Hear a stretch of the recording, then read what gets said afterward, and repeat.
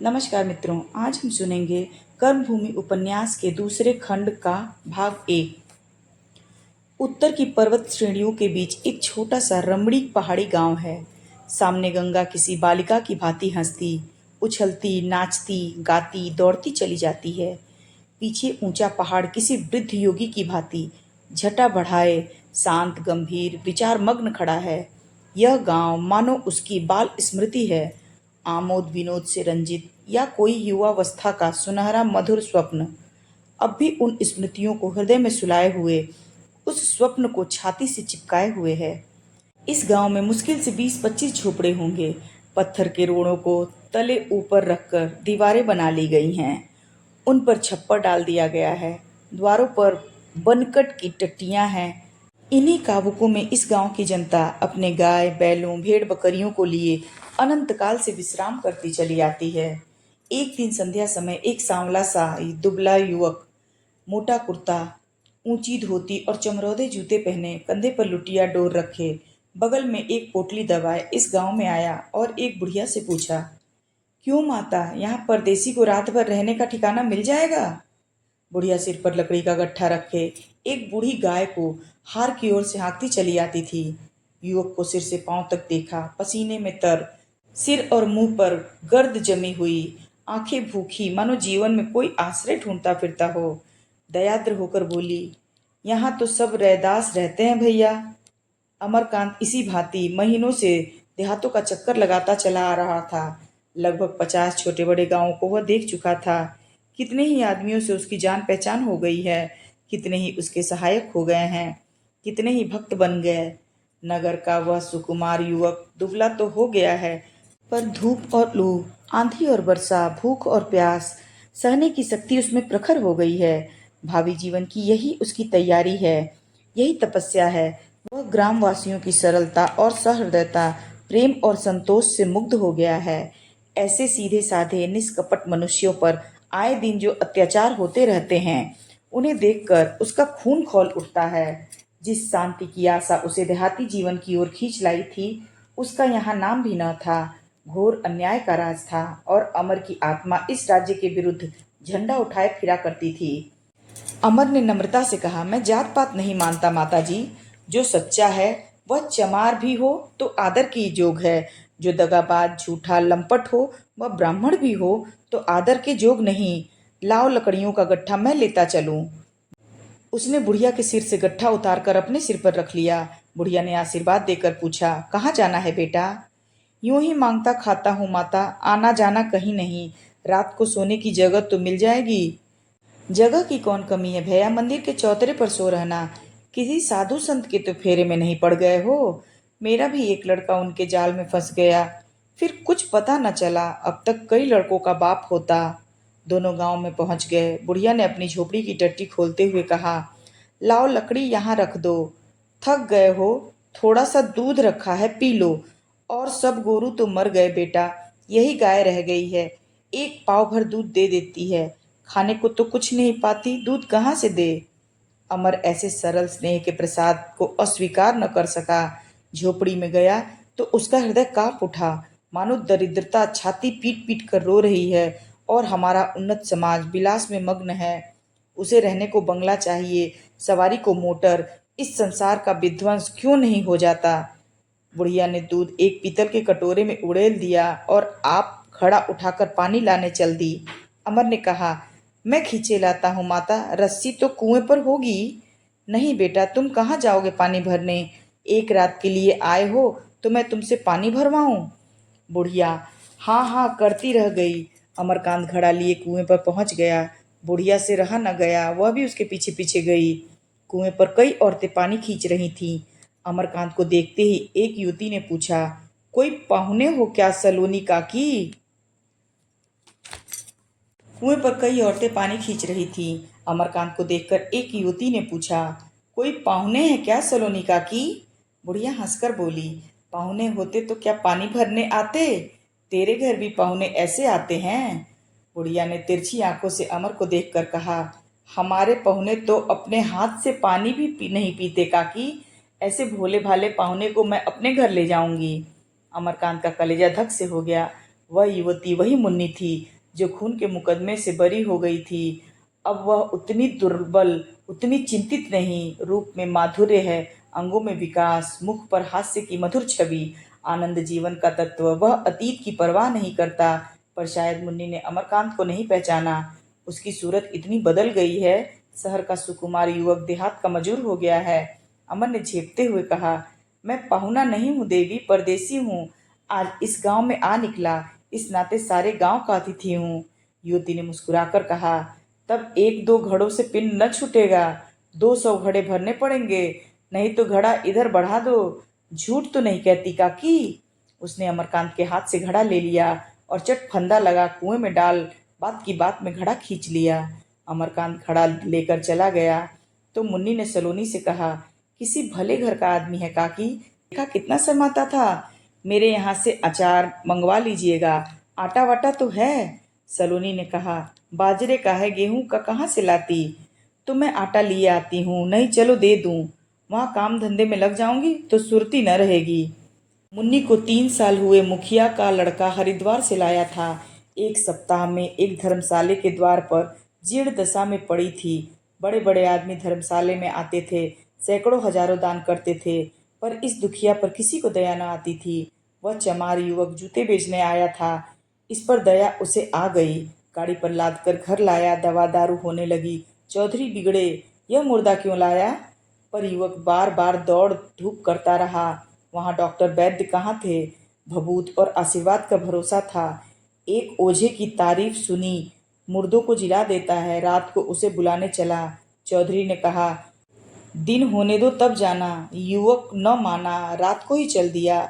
गंगा चढ़ी हुई थी, उसे पार जाना था। सोचा तैर कर निकल जाऊंगा। कौन बहुत चौड़ा पाट है, सैकड़ों ही बार इस तरह आ जा चुका था। निसंग पानी में घुस पड़ा, पर लहरें तेज थी, पांव उखड़ गए। बहुत संभलना चाहा, पर संभल ना सका। दूसरे दिन 2 कोस पर उसकी लाश मिली, एक चट्टान से चिमटी पड़ी थी। उसके मरते ही मुन्नी जी उठी और तब से यही है। यही घर उसका घर है। यहाँ उसका आदर है, मान है। वह अपनी जात पात भूल गई, आचार विचार भूल गई और ऊंची जात थी ठकुराइन अछूतों के साथ अछूत बनकर आनंद पूर्वक रहने लगी। वह घर की मालकिन थी। बाहर का सारा काम वह देखती, भीतर की रसोई, पानी कूटना पीसना दोनों देवरानियां करती थी।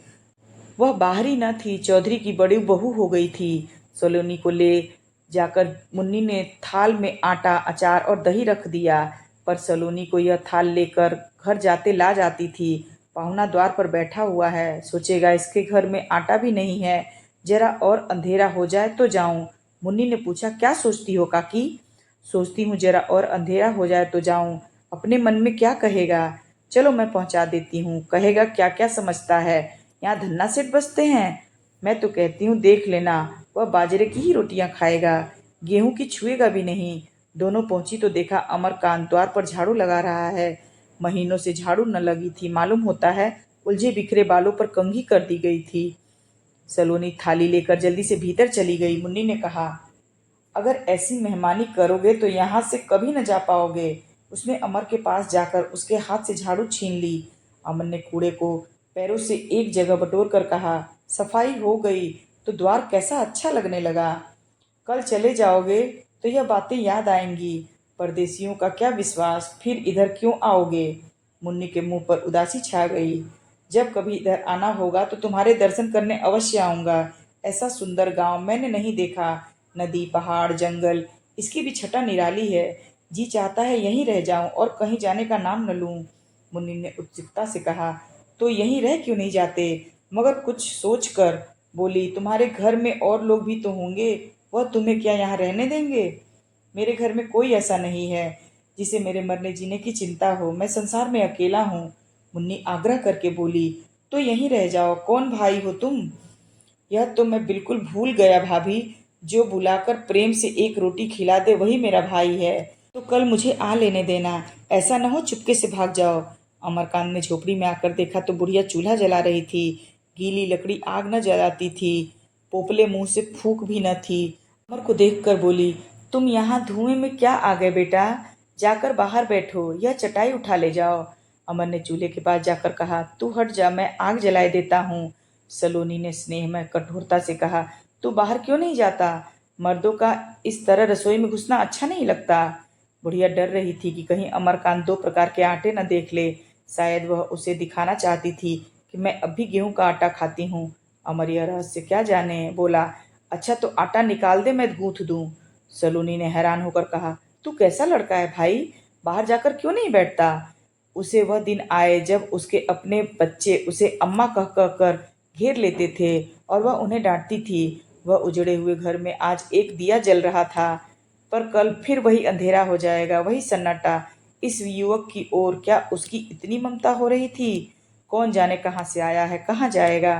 पर यह जानते हुए भी अमर का सरल बालकों सा निष्कपट व्यवहार, उसका बार बार घर में आना और हर एक काम करने को तैयार हो जाना उसकी भूखी मातृभावना को सींचता हुआ सा जान पड़ता था। मानो अपने ही सिधारे हुए बालकों की प्रतिध्वनि कहीं दूर से उसके कानों में आ रही है। एक बालक लालटेन लिए कंधे पर एक दरी रखे आया और दोनों चीजें उसके पास रखकर बैठ गया। अमर ने पूछा, दरी कहाँ से लाए? काकी ने तुम्हारे लिए भेजी है, वही काकी जो अभी आई थी। अमर ने प्यार से उसके सिर पर हाथ फेर कर कहा, अच्छा तुम उनके भतीजे हो? तुम्हारी काकी कभी तुम्हें मारती तो नहीं?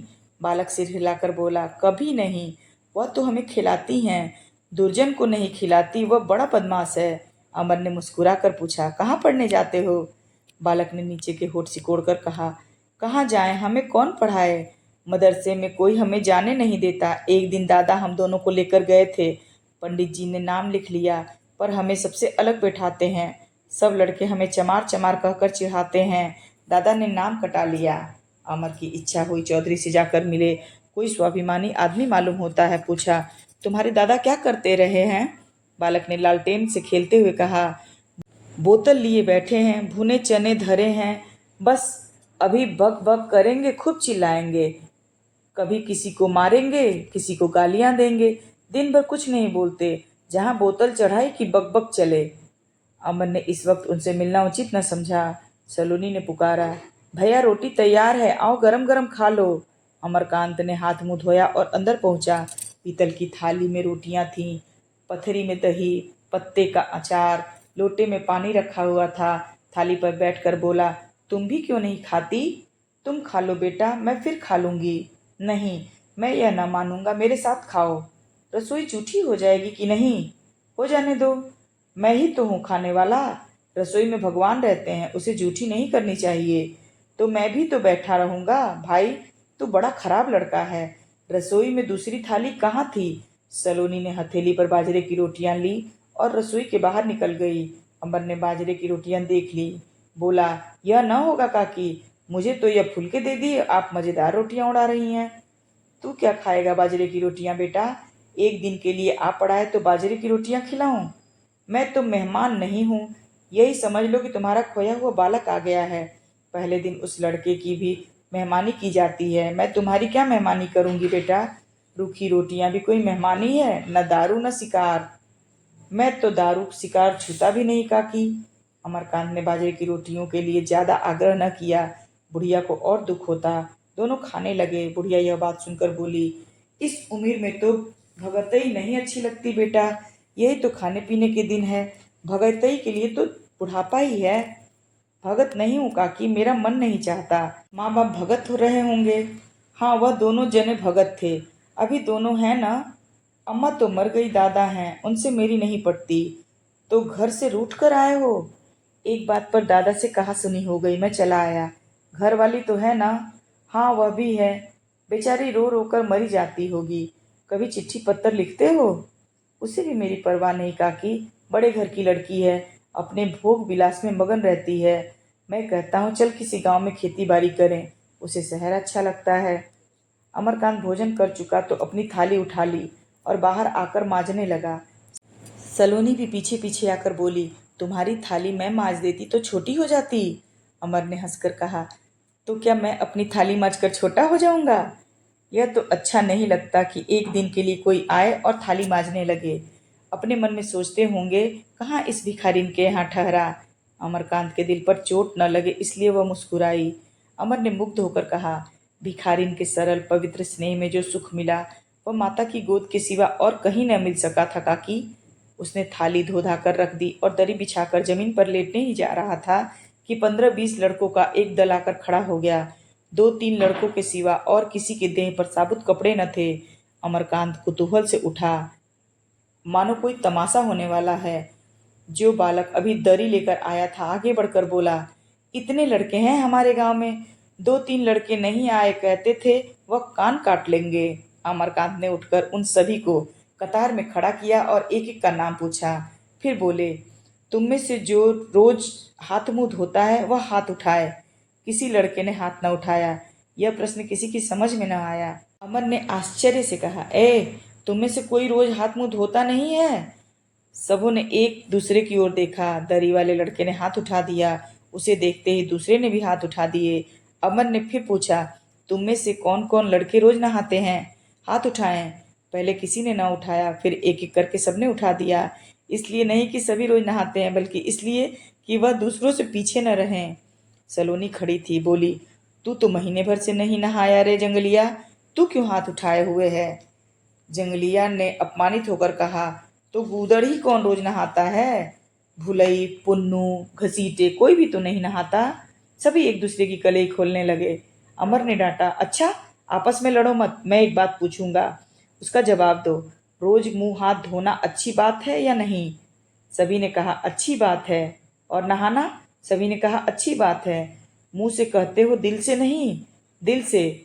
बस जाओ, मैं 10-5 दिन में फिर आऊंगा और देखूंगा कि किन किन लड़कों ने झूठा वादा किया था, किसने सच्चा। लड़के चले गए तो अमर लेटा। 3 महीने लगातार घूमते घूमते उसका जी ऊब चुका था। कुछ विश्राम करने का जी चाहता था। क्यों न वह इसी गांव में टिक जाए। यहाँ उसे कौन जानता है। यही उसका छोटा सा घर बन गया। सकीना उस घर में आ गई। गाय बैल और अंत में नींद भी आ जाएगी। आप सुन रहे थे कर्मभूमि उपन्यास के दूसरे खंड का पहला भाग। जल्दी ही मिलते हैं अगले भाग के साथ। तब तक आपका समय शुभ हो। धन्यवाद।